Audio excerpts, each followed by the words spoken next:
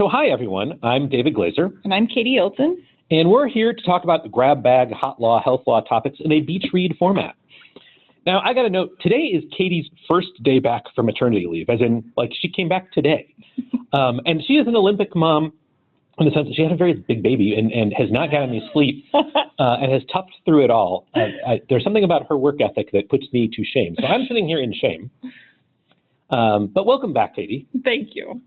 We will try not to be too hard on her, although she's more equipped to handle this stuff than I am, so I bet it'll work out. We are going to cover a grab bag of topics. We'll be kind of going back and forth. You should feel free to ask questions. Our usual announcement. So first, we don't know for sure what our September topic is going to be. It may be social media stuff, but we're not sure. And do we know the date, David? It's usually the second Wednesday, which would be the 14th. And that, I think, is likely to hold. Now, the more interesting one is in October. I think we are almost certain to do sort of a Health Law 101, sort of intro to health law, but the normal date would be October 12th, and that is Yom Kippur, which I will be repenting, and we will not be doing it on the 12th, so we'll get a new date for that one. But that'll be good for new health law in-house counsel, folks who are new to the area, who are maybe new administrators at clinics. Yeah, we'll talk about things like what is Stark, what's the anti-kickback statute, what's the 2 midnight rule, the sorts of things that people will want to learn early on. So that'll be in October at a date to be determined. And last but not least, sometimes the internet slows down. If our sound goes to heck in a handbasket, Robert is sending out the number you use to dial in, and you're always free to do that. And if you have any good topics for September, we'd love to hear them. We always want to know what you want to know. Okay, so our first beach read topic is about fraud, waste, abuse, and compliance training. And it's interesting, I was thinking about this as I looked at the slides, and I'm like, beach read, here I have like 7 slides that are all complicated, and I promised this to be a beach read. So to not completely be a hypocrite, let me start with the short answer. This all comes down to your contract, okay? Whatever's in the contract is going to control, nothing else matters. That's the short answer. Now, I think people like to know the long answer sometimes, and so now bear with us as we get sand thrown in our eyes, to stick with the beach analogy. So there's a lot of lingo floating around here, not the least of which is the Franklin Delano Roosevelt FDR, which is the first tier downstream and related entities. Of course, the abbreviation for that is FDR. Why wouldn't it be? And so there are regulations, and the regulations, which are found here, basically say, and these regulations apply to a Medicare Advantage organization. So when you see MA, that's a Medicare Advantage organization. So they have to implement an effective compliance plan, and it has to include measures to prevent, detect, and correct noncompliance, yada, yada, yada. And here's the key part. So each Medicare Advantage organization has to establish and implement effective training and education between the MA organization's first tier downstream and related entities. That's our FDR, all right? Then the regulation says that if you are a downstream entity, and anyone who's listening to us who is a hospital or clinic is a first tier downstream entity. If you've met the fraud, if you are enrolled in the Medicare program, you're deemed to have met the fraud, waste, and abuse training. So historically, the answer was you don't need to do this as long as you're enrolled in Medicare, which is going to apply to almost everyone. Then an icky thing happened, all right? A new regulation was added that said that a Medicare Advantage organization has to require all of its first-tier entities to take CMS training and accept a certificate of completion of the training. Now, I'm a big fan of Star Trek. I remember the episode about the crystalline entity, but I don't know how you get an entity to take anything. How do you get an entity to take training? What does that mean? I've got no idea. Katie, no. Better? No. So here's what's wound up happening. All right. So first, now there's and those are all regulations. That's a regulation. Now, the regulation talks about the CMS training. It doesn't define it. All right. And so we know you're out of the fraud, waste, and abuse stuff if you're enrolled in Medicare. But then we've got this other new training thing. So what does it mean? Well, there's this manual language, and I'm putting this up, and it's kind of a red herring because this manual language predates the relevant regulations. And so it says that sponsors have to ensure that information is communicated, and then that kind of last sentence, distribution can be accomplished through guides, business associate agreements, or participation manuals. So that sounds mushy, right? Mm-hmm. Unfortunately, this is outdated, and so it's probably a little scary to rely on this, all right? Now, the regulations and manuals talk about the Medicare Advantage plan, not you, hospital or clinic.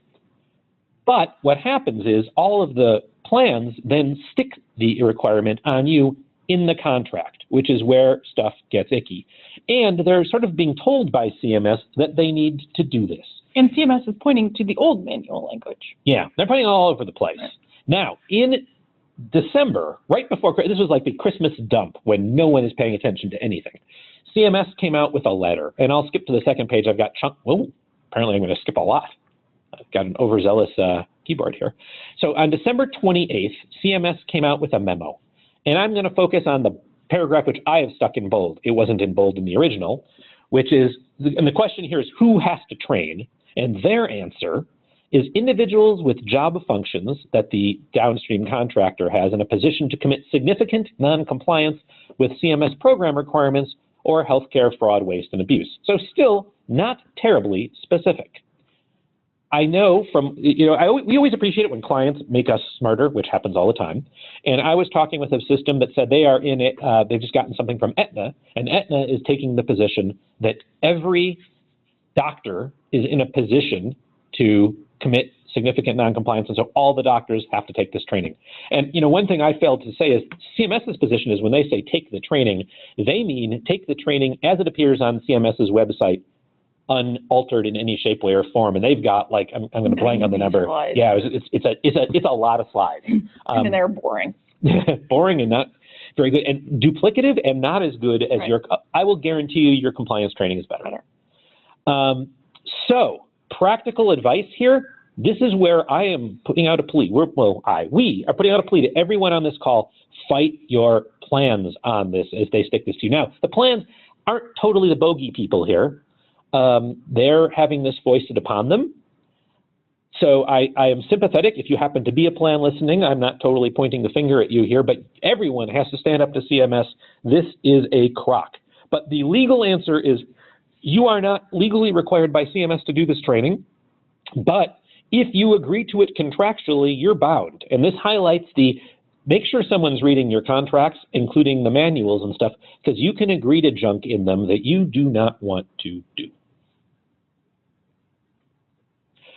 One kind of related question we get all of the time, and Katie answered this one for me, which was, do Medicare rules apply to Medicare Advantage patients? And, the answer is the regulations don't say so. And I think it is now clear to us that the answer is no, and that in fact, Medicare Advantage plans can have benefits that are broader than Medicare. They have to have benefits that are at least as broad as Medicare.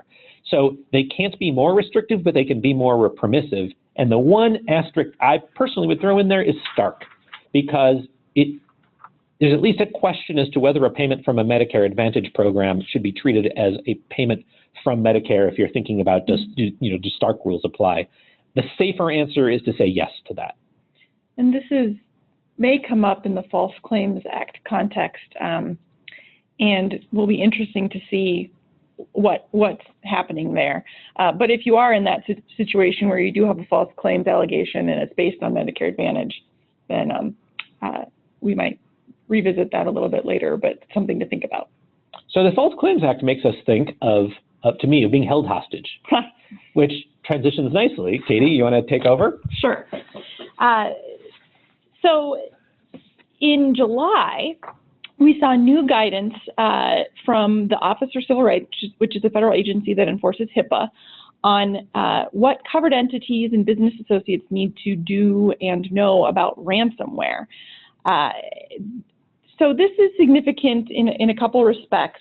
We have not seen OCR provide detailed guidance with regard to what covered entities and business associates should do on a security rule basis with regard to specific threats.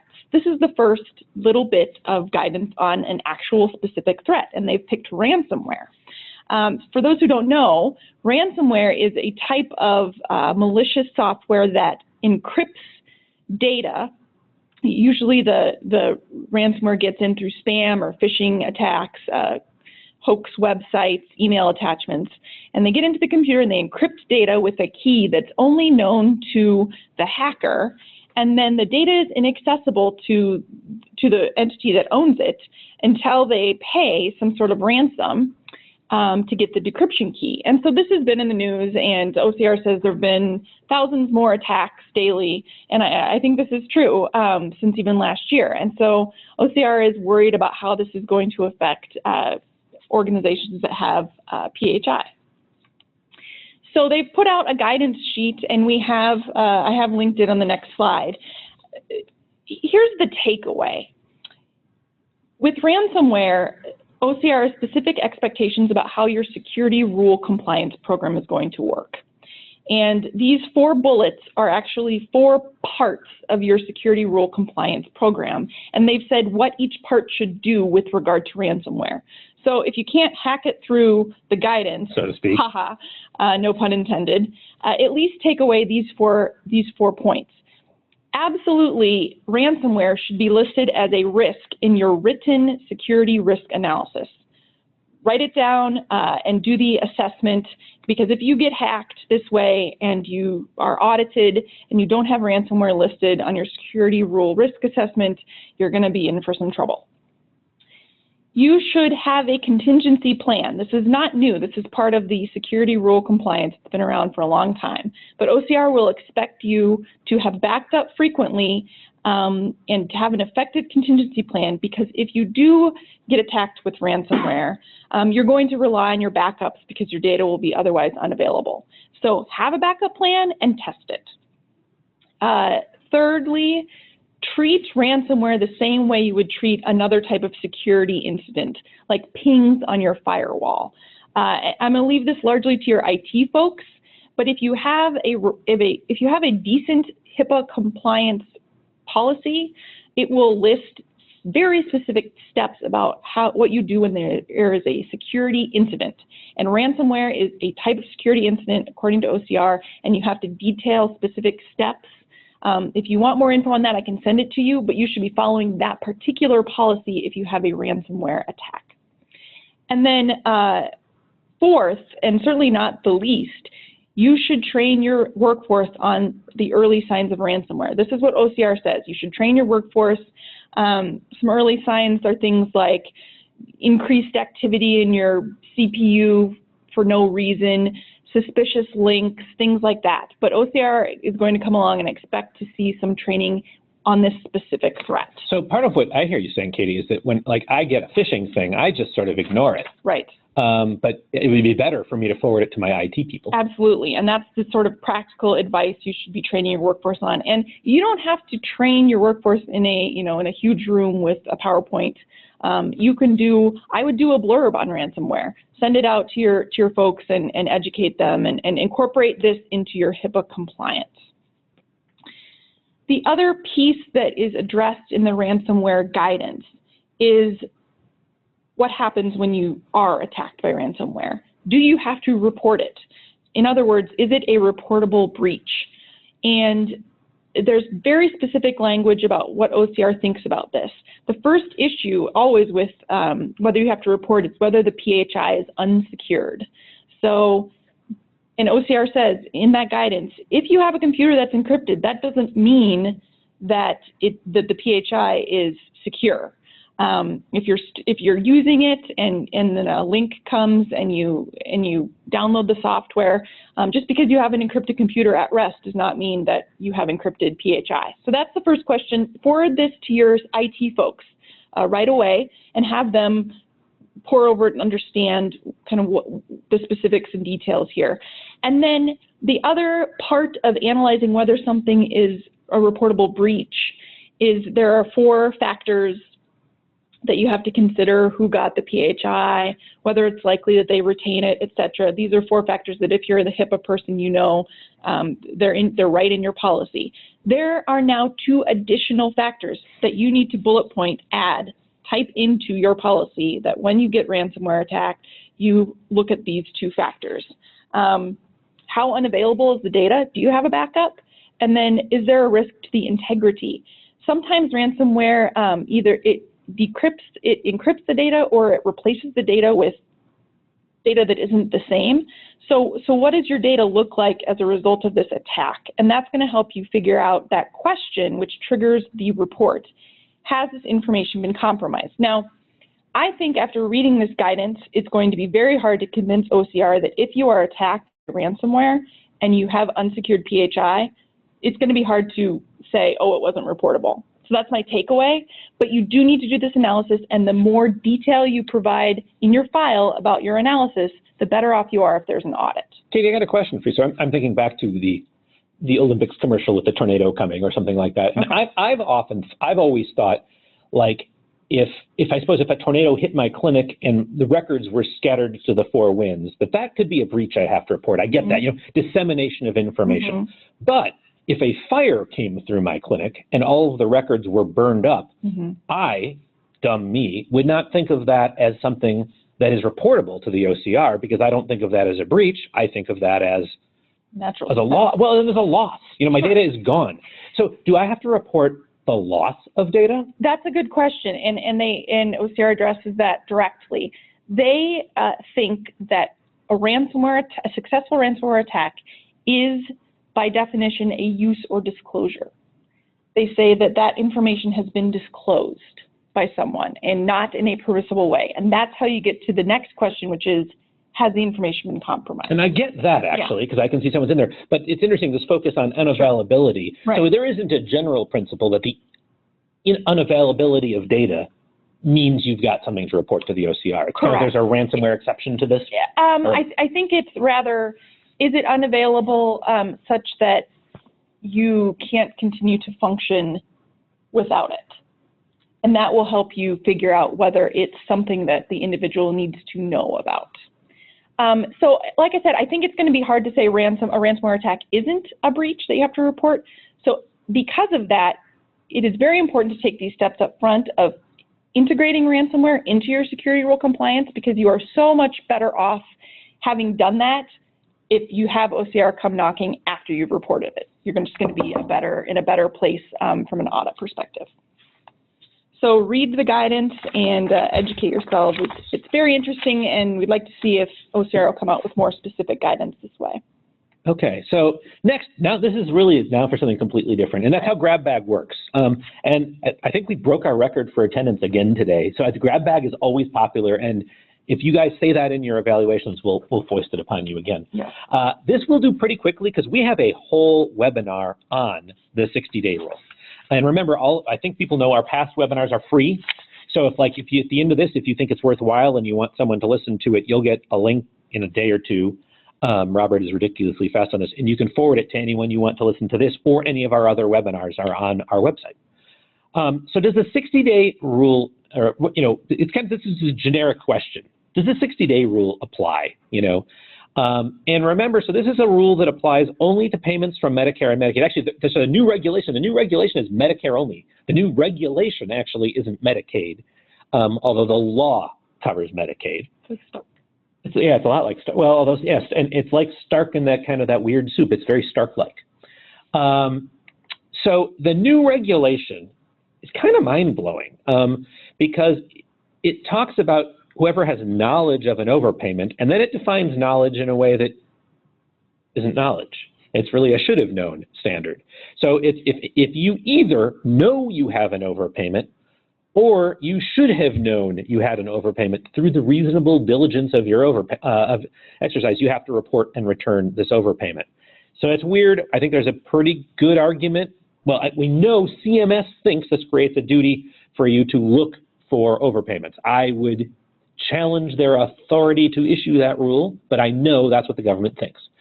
And we know this because they said in the preamble language, the requirement to report, if the requirement to report and return only applied where you had actual knowledge, then you could avoid returning stuff, and so our purposes would be defeated. Now, the fact that it's weird, and part of the setup for here is that the law defines the words knowing and knowingly and then never uses them.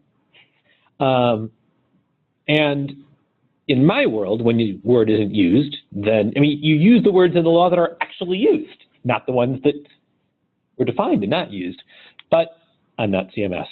I will mention two really big points. First, everyone is talking about the fact that you need to go back 6 years. I think that's too simplistic. And the reason that's too simplistic is that the definition of overpayment is funds that you've received under Title 18 of the Act, that's Medicare, and the law is basically this, but with 18 and 19, it also includes Medicaid, to which the person, after applicable reconciliation, is not entitled under such title. Or in other words, I would characterize this, if the government can't take the money from you, it's not an overpayment. And there are a variety of limits on when the government can take money from you, including the reopening limitation found in the regulations and various statutory limits that also exist. And so I would say that I don't think that there's a clear legal duty to go back 6 years, all right? I think all kinds of people are going to do that. From a risk management standpoint, people may choose to go back 6 years. But if you were to ask me, David, we've got a giant thing here. Is it clear we have to go back 6 years? I would say it is not. And there are a variety of mechanisms you can use to challenge that. And if you're in one of those situations, call Katie, call me, call one of my colleagues here. I think it's a pretty strong argument. Basically, if the contractor can't reopen the claim, it ain't an overpayment. The other thing to remember is the 6 years from when, and this is a weird little quirk in the law, or in the regulation, identify includes quantification. And so the 6 years runs from the date the overpayment is quantified, not from the date you first believe you might have an overpayment. So let's operationalize this. January 1st, your phone rings. Think we've got a problem. You start looking into it. You decide there's a problem. And it is not unreasonable. Let's make it August 1st. The government kind of wants you to have dealt with this in 6 months, but I'll bet sometimes it'll be a little longer. August 1st, we have determined that we have an overpayment. If you were going back 6 years, we've determined that we owe $500,000. If you're going to go back 6 years, if that's the number you choose, you're going back 6 years from August 1st, not January 1st. Now, there's an interesting logical circularity here, which is once you can't quantify it until you pick a date from which you're quantifying it, right? So it's almost circular. But when you do your math, you pick the date and then you kind of go from there. So and where does the 6 months come from? The government thinks you should only take 6 months. So that's in the preamble. They're talking about you have to kind of exercise due diligence, and they sort of toss that out as that's a window that they're kind of thinking. They recognize it may take time, but you better not drag your feet.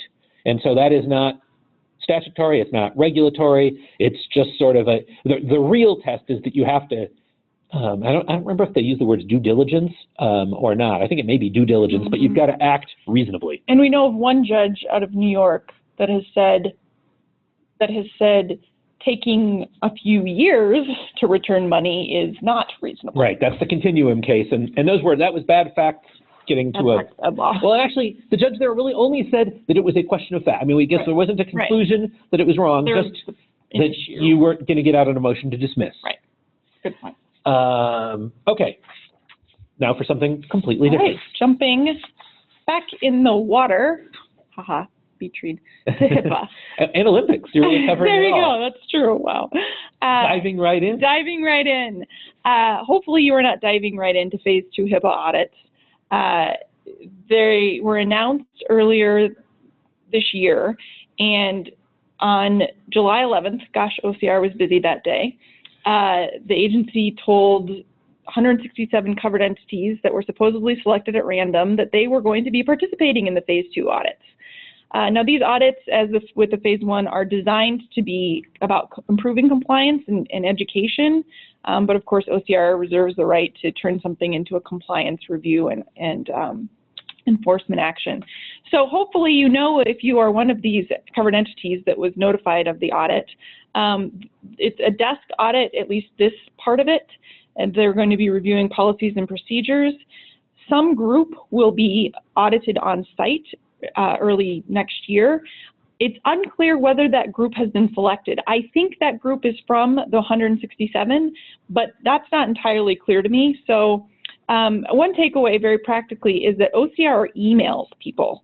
And so make sure that the OCR.gov is not caught up in your organization's spam filters, because they will email whoever they think is in charge of HIPAA, and they could be wrong. And you don't want to miss these emails because there are deadlines. And this is extra. I mean, I know I miss emails periodically. Yeah, it's really important to make sure your spam isn't getting rid of government emails. I wonder if you can. I bet you can set up a rule of some sort that would allow emails from .gov to get some special treatment. Yeah, forwarded to someone or just go in special filter. But it is something to look into, absolutely.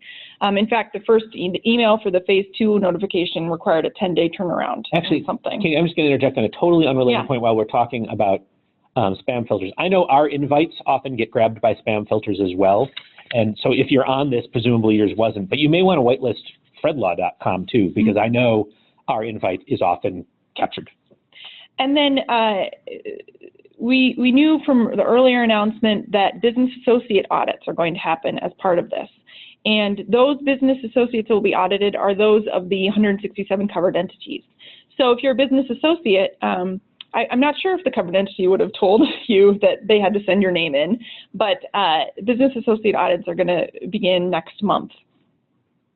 We have learned, so here I have the link for kind of what's going on OCR's website for the audits, so take a look at that. And then we have learned from the information up on the website the topics that they are looking at, which I think is interesting. So take a look at these.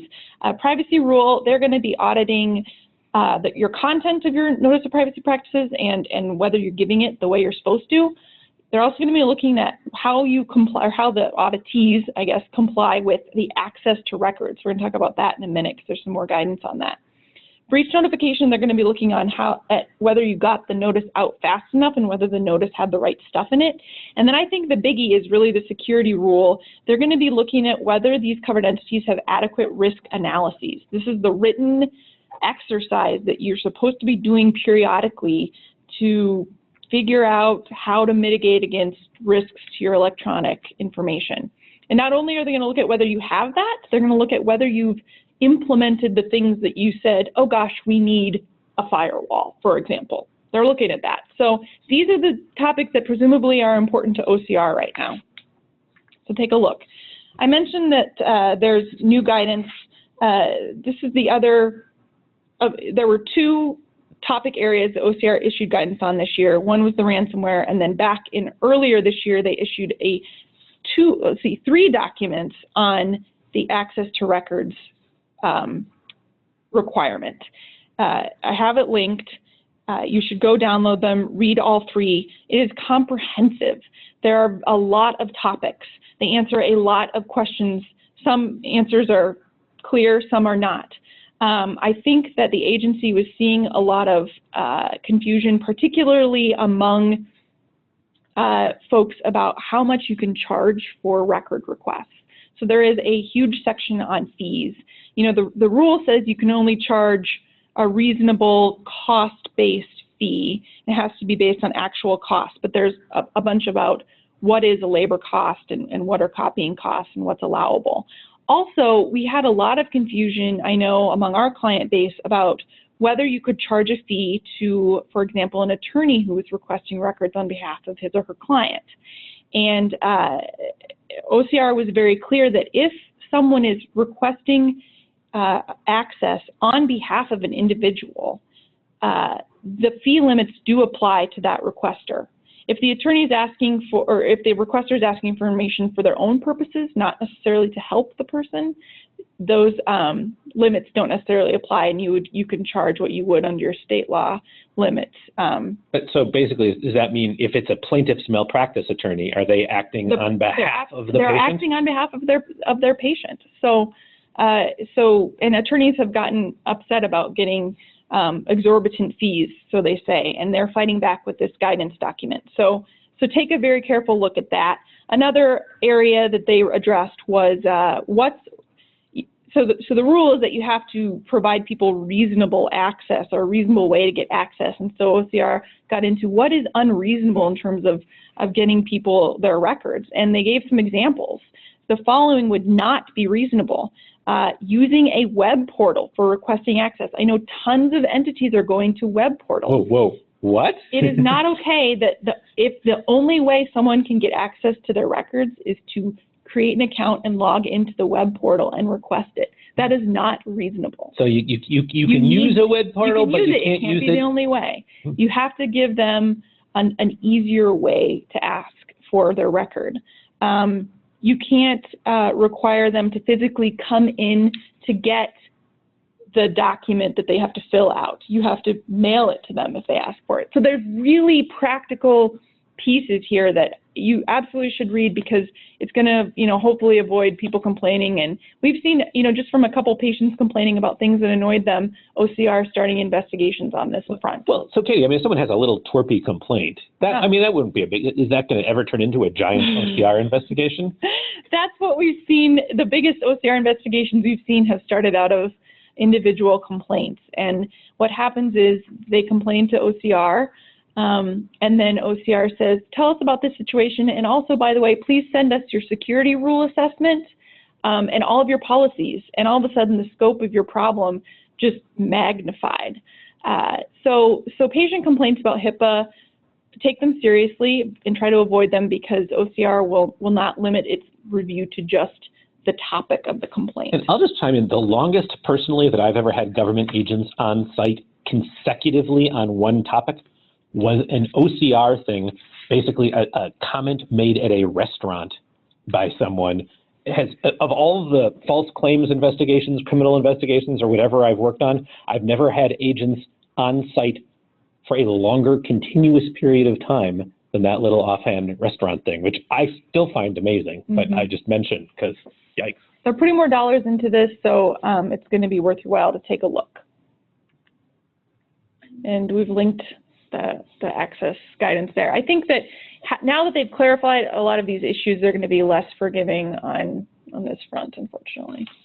So this next topic is going to be pretty quick. I thought it was going to be one of my, I feel like CMS is trying to destroy my reading this summer, because they keep coming out with proposed rules, and my general principle is don't read proposed rules, wait for them to be final, but I've been trying to stay up on top of things. And so they came out with a Medicare appeals process, and since we love doing Medicare appeals, we figured we should know this. So I'll read it.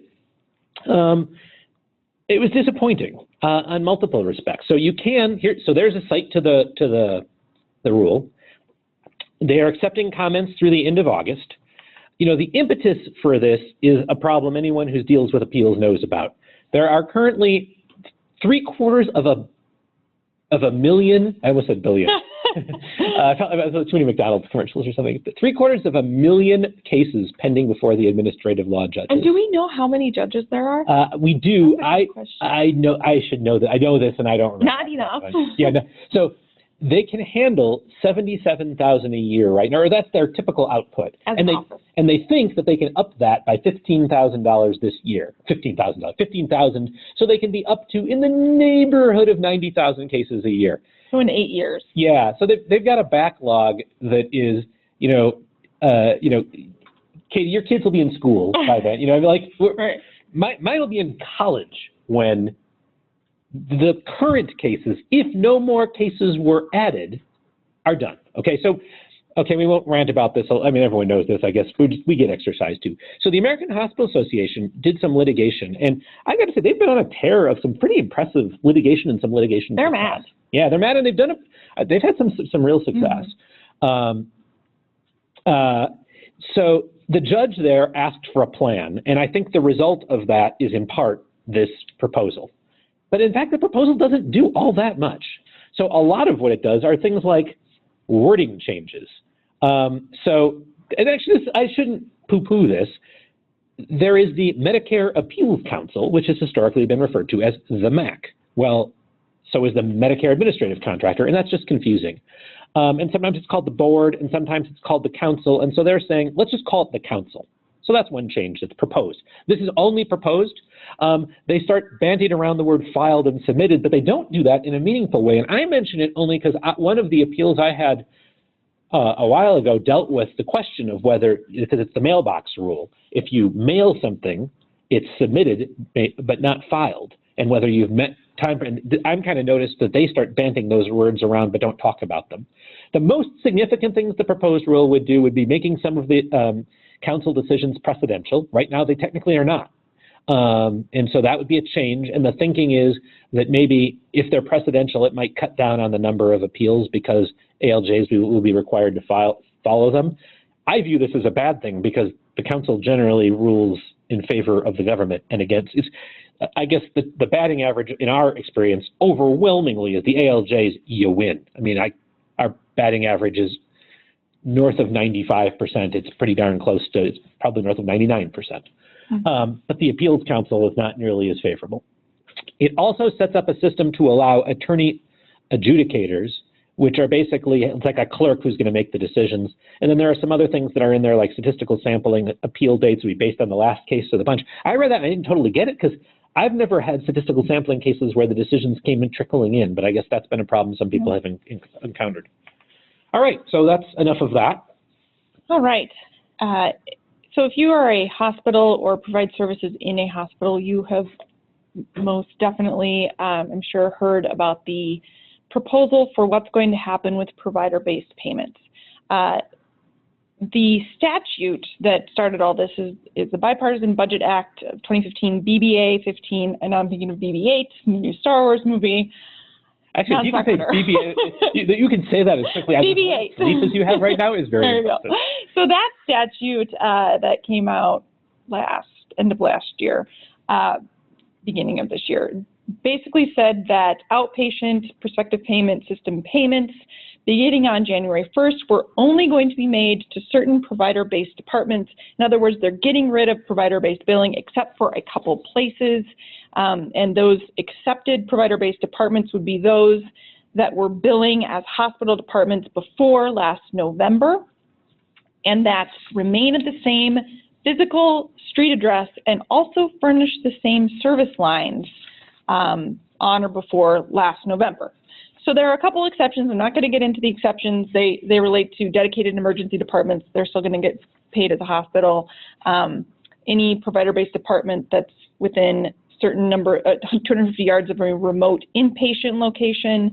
So there are some small exceptions, but the rule is that you only get to continue to get paid as a hospital outpatient department if you were one as of November 1st, 2015.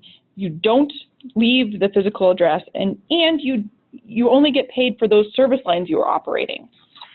That's the statute. And so the outpatient rule that was proposed came out in July. We'll see the final rule in November. And there are tons of questions that the proposed rule has created. So just to raise some of those issues, I think the first sort of short-term shocking issue was that the CMS said, well, we don't really have a good way to pay hospitals on a UB bill for the fee schedule. We can't really pay hospitals fee schedule amounts. So we're just not going to pay hospitals at all for any provider-based departments that aren't grandfathered during 2017. Instead, we're going to pay the physicians. The physicians should bill for the services on 1500 at the non-facility place of service code, and you guys just work that out amongst yourselves. So this creates enormous, if this proposal is finalized, creates enormous problems for hospitals that are furnishing services that are provided by non-employed physicians. How are you going to split up the money? And it's also very odd because CMS does pay hospitals on a fee schedule basis on institutional claims. So that's odd, okay? So that's the first weird one. Another question that's come up, and it's a sort of a lingering question from the past. We thought maybe we'd see some more definition on what is off campus. There's no further clarification on these questions.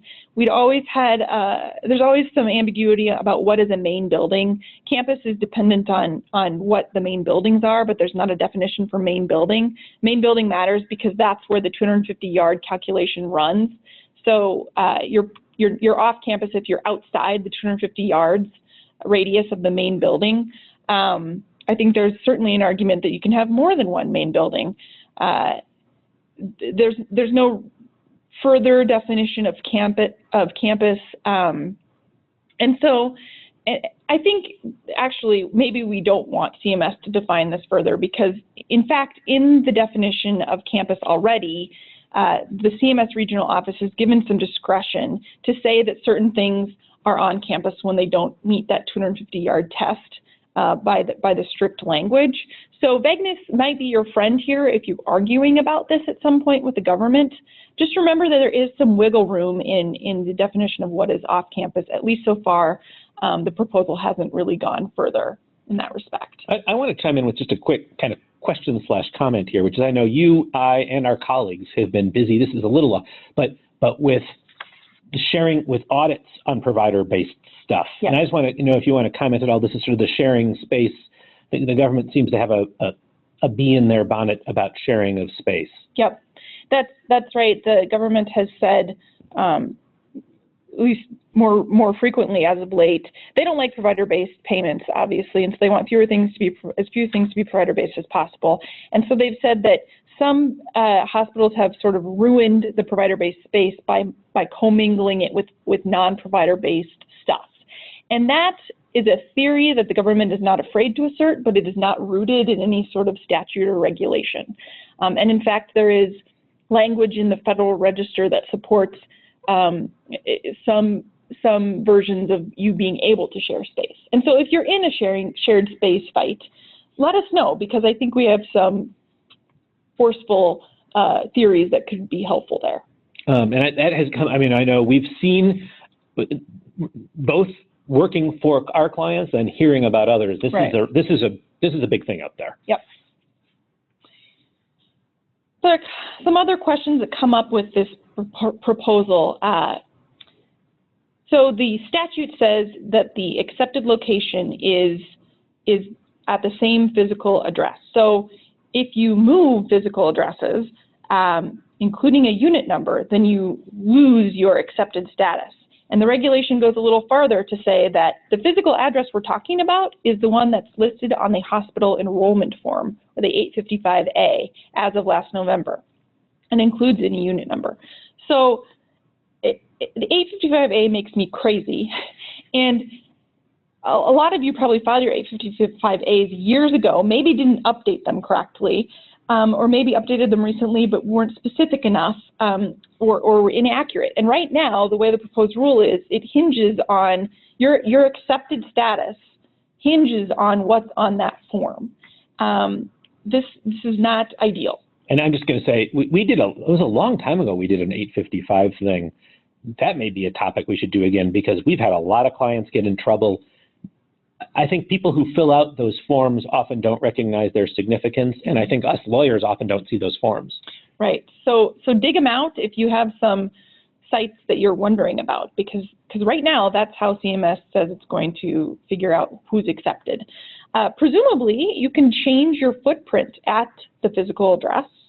You could add a floor, you could add rooms, so long as you don't change the street number. So, there's some interesting opportunities there.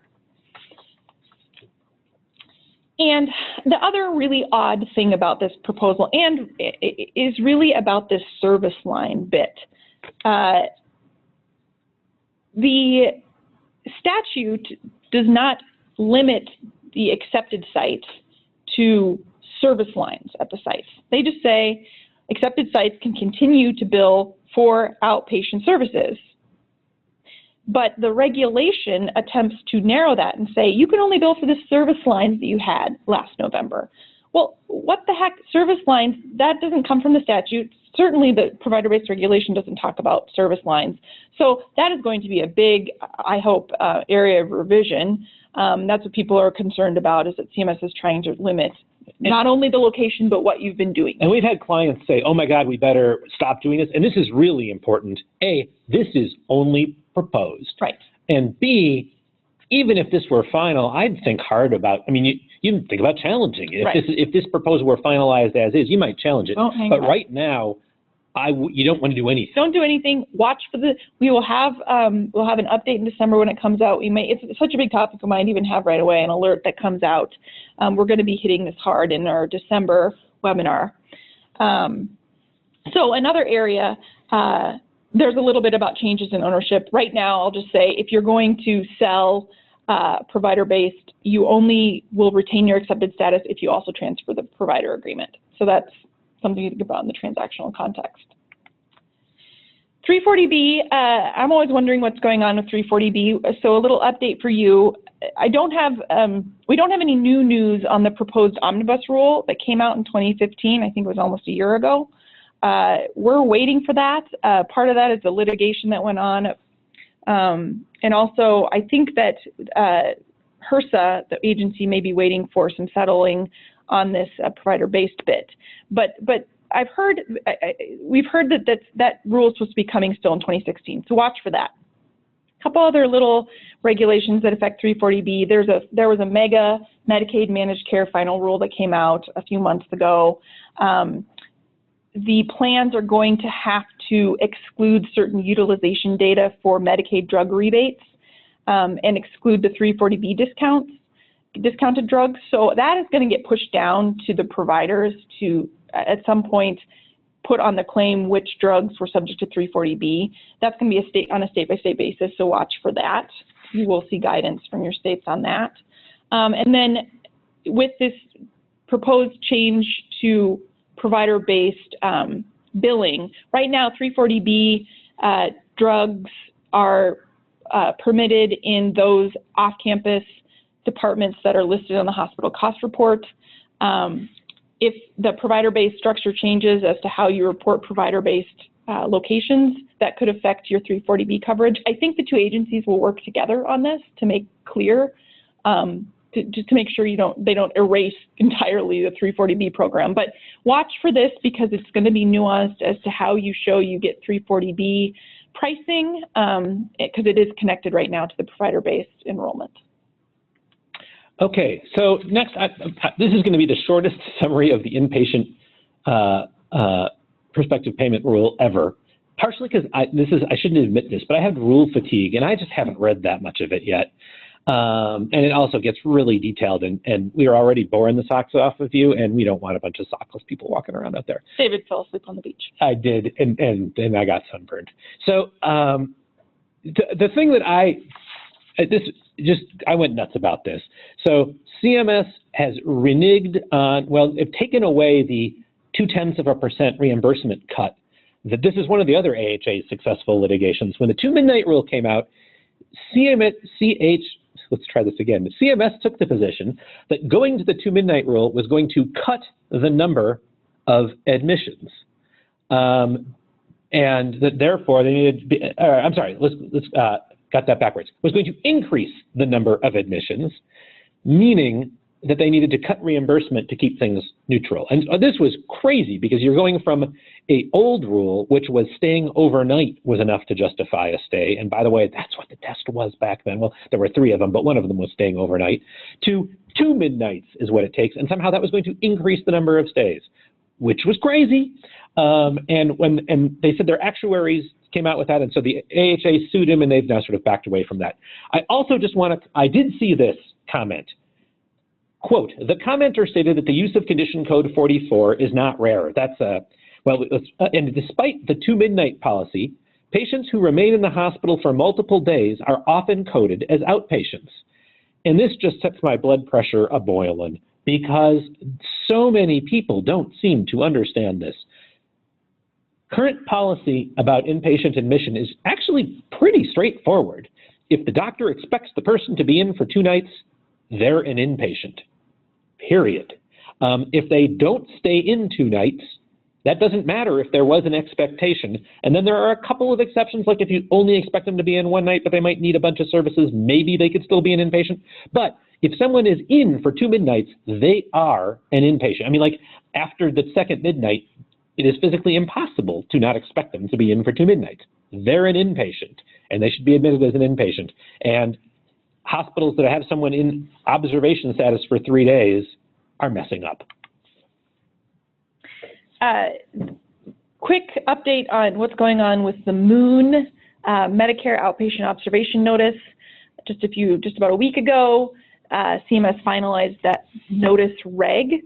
They clarified that this notice must be provided no later than 36 hours after the observation services are initiated. So there's an end point, and you have to provide it before these 36 hours.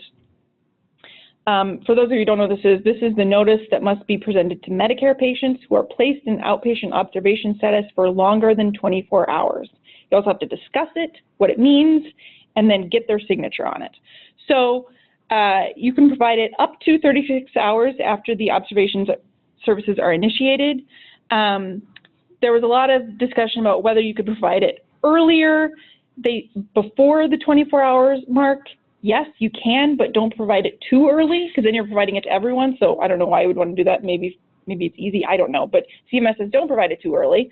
And then most importantly, although there is a rule that says you have to do this, CMS is very clear that they are not going to enforce it until 90 days after the final rule.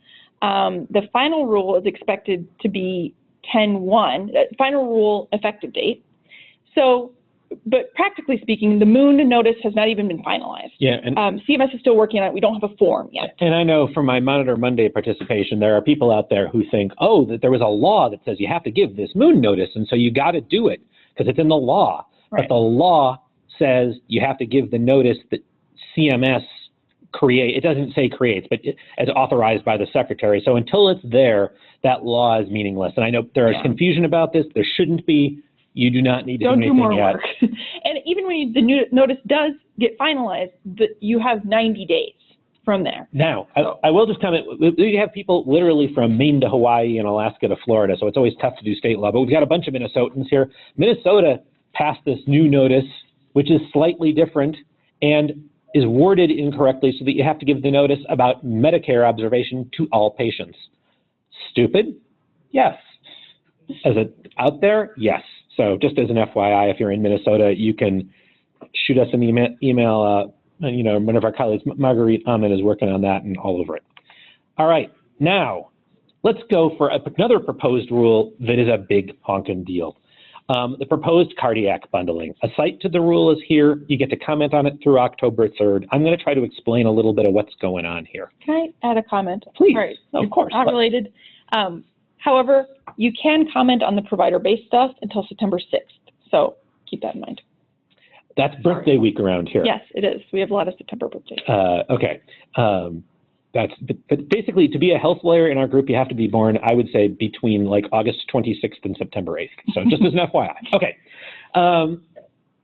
So this program, the episode payment model, is a proposed rule. So everything I'm going to talk about now is proposed, but I will bet you anything that this is going to happen because it's very similar to what happened with joints in the Comprehensive Joint Replacement Program. And we have a full webinar on that from March. You can watch that on our website. So this is a proposal that applies to heart attacks, myocardial infarction or MI, CABG, a bypass graft. And this is when this was an acronym I was unfamiliar with, the SHIFT, the surgical hip femur fracture treatment. And so the SHIFT part is really kind of part of CJR. These other two is new. It's a coronary bundling thing. And the policy is going on is the hospital is going to be responsible for care that's provided 90 days post-discharge. It's a 5-year program. It's planned to start July 1st. CJR got delayed. It was supposed to start January 1st, and they moved it to April. I think this may not because there's a little more lead time here. I wouldn't be surprised if that July 1 held.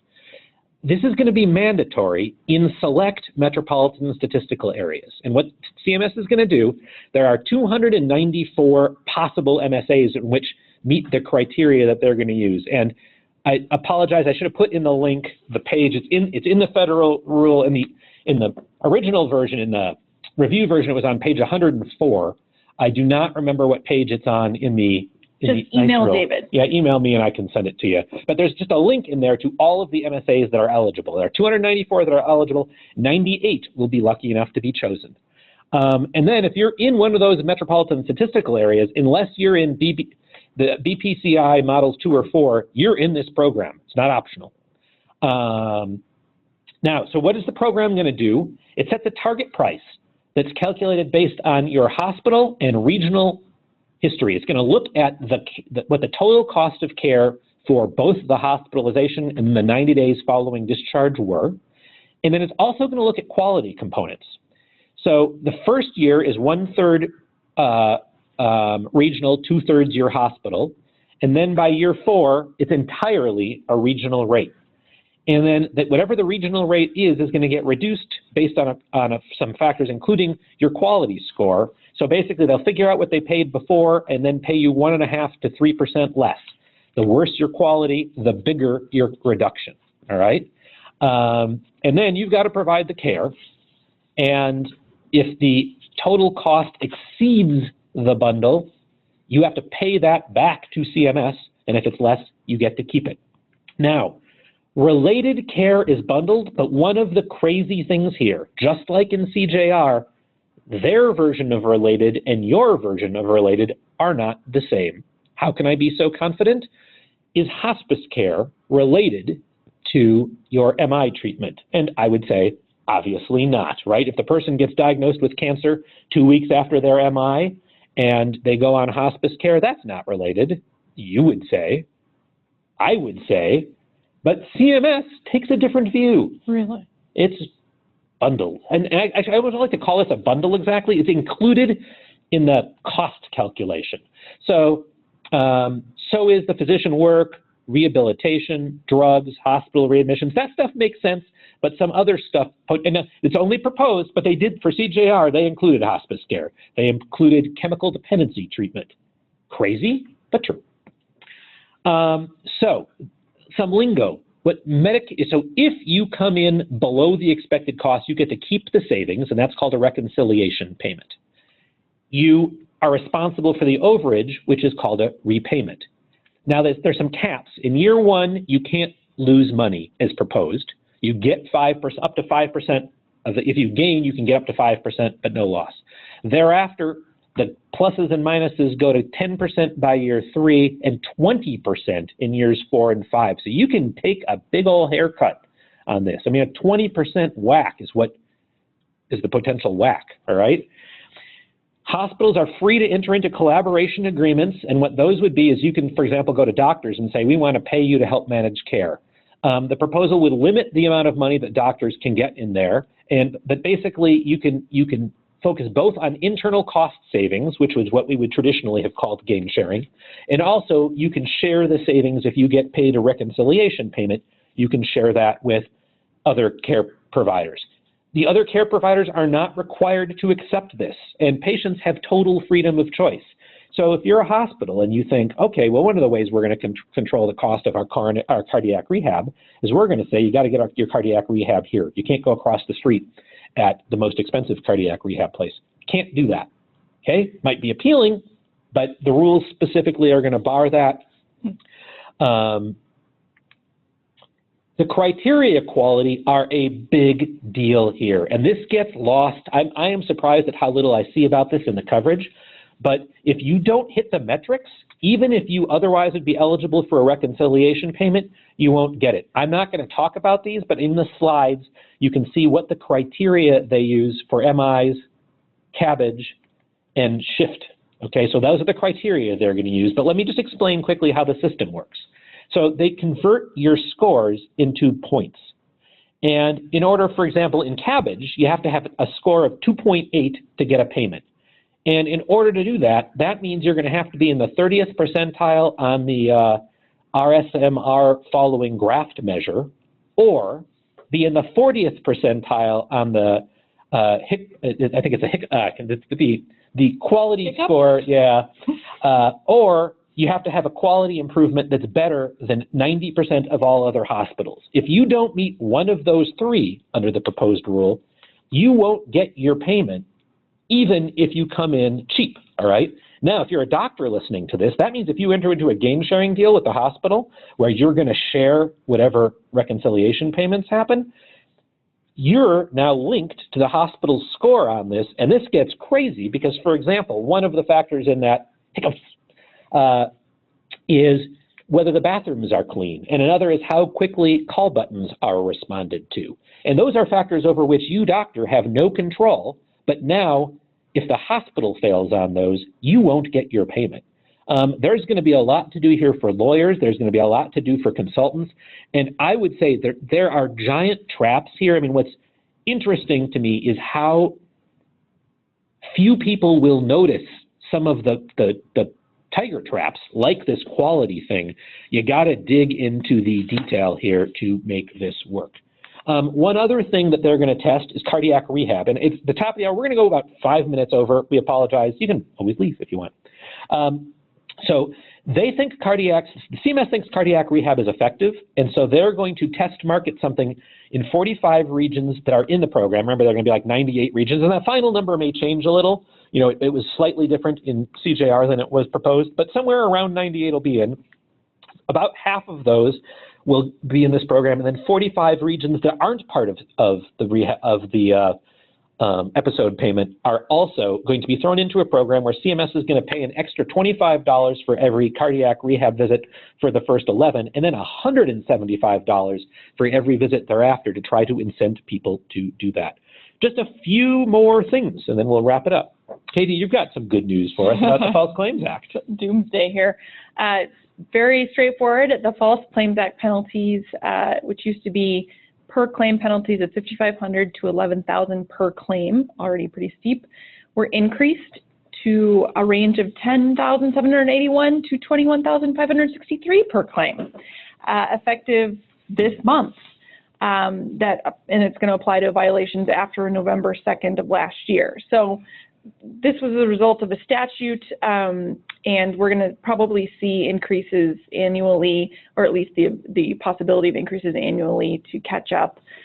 So the False Claims Act just became more, I guess, onerous. If that's possible. I mean, we don't know practically what this is going to mean. I mean, most cases settle for a multiplier without, but this certainly gives the government a bigger stick. They have a bigger number to hang over your head in settlement.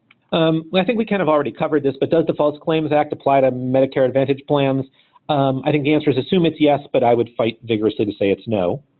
There was actually, I would characterize this as good news this summer. I think different commentators see it differently, but there was a False Claims Act case that went to the Supreme Court, the Escobar case.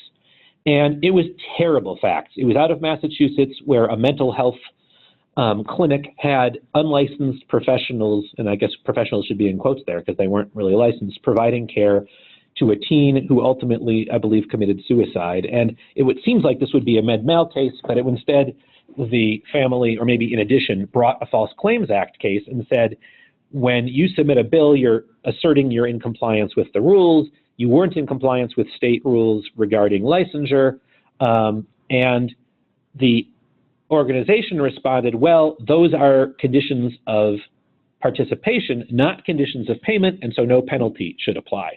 And regular listeners have heard Katie and I talk for years about this condition of payment, condition of participation standard. Our whole, this is a mantra for us, and we've had a lot of success with various lawyers here at getting people out of cases on this. That argument, I guess I was going to say it's gone, but I would say it's now changed. And what the case says is we're not going to focus on whether something is called a condition of payment or whether it's called a condition of participation. We're instead going to focus on whether it's material. And if it's material, you can base a False Claims Act case on it. But if it's not, it's not. And there's some really useful language in the case. All right. So here's a paragraph that says if the government required contractors to aver their compliance with the entire U.S. Code and Code of Federal Regulations, which it arguably does now, then under this view, failing to mention noncompliance with any of those requirements would always be material. The False Claims Act does not adopt such an extraordinarily expansive view of liability. So it isn't every rule violation supports a False Claims Act. And so I think I'm going to take the glass as half full. Hopefully a judge who is just first encountering all of the many regulations will be sympathetic to say that not all regulations are material. Yeah, I think that the odds of that are pretty decent, because some of them are pretty crazy. So the standard they went with is it fair? And this is now important to remember, that's a False Claims Act test. Over your overpayment may vary. All right, our last slide. All right, real quickly, there's a rule that's interpreting the Affordable Care Act that just came out that requires healthcare entities that receive federal financial assistance to have websites that are accessible to individuals with disabilities, unless having such a website would be an undue burden. The rule unhelpfully does not specify, I guess, a website accessibility standard. Sometimes vagueness is our friend. So far, the guidance out there suggests that the WCAG 2.0 AA standard or the Section 508 standards would be acceptable. I'm not going to pretend to understand what those standards are. There are things generally that make websites able to be converted into forms like that could be printed in Braille or are helpful to folks who have disabilities, physical disabilities, in viewing the website. If you have questions on this, we have people here who have helped clients get lined up with the right web configurers and help understand that. Know that it's out there, and if you haven't had this on your to-do list, let us know and we can help out. And in that, speaking of other lawyers here, I guess I'll end by saying, well, Katie and I love doing this. We have a fleet of lawyers who are tracking the issues, fielding questions. They're happy to dive in, go through the mental gymnastics to help figure stuff out. Swim through. Yeah, I can use javelin in a sentence here. So, okay. So you should always feel free to send us stuff. Do we have any questions? It was remarkably question-free, I think. I think we had one question. Yeah, there's one. So you got one. Yeah, there's one question. How often do we need to update our business associate agreement? Well, this is your question, right. Katie. So you're better at that. You don't have to update them. You have to make sure they're compliant with the law, and the most recent version of the law specifying what those agreements are supposed to say came out in 2013. So if you have updated your agreements to include the 2013 rules, then you are good for now. And if you have any questions about that, you can let me know. And we send those out basically for free. For free. And I would note also, and we use the same form. If you're our client, that's the form we use with you. Yeah, it's updated. And remember, if you're ever sending us stuff, make sure you have a BAA with us. We try to make sure of that, but you should. We covered our real estate, so we don't know for sure what our September topic will be. Send us ideas. October will be, on a new date, a special date, and it will be Healthcare 101. So get people who want to kind of learn the basics of Stark, fraud and abuse, some inpatient billing, so just sort of basics. We'll cover basics. And you should, we hope, get a survey that pops up on your screen right as we close out. We've had some issues with that, but if you want to take the time, we like your feedback. Thanks. And enjoy the Olympics. And join me in welcoming back Katie. I am so happy to have Katie back. It's so nice to have Katie back. Lovely to be back. So, okay, thanks. Bye. Bye.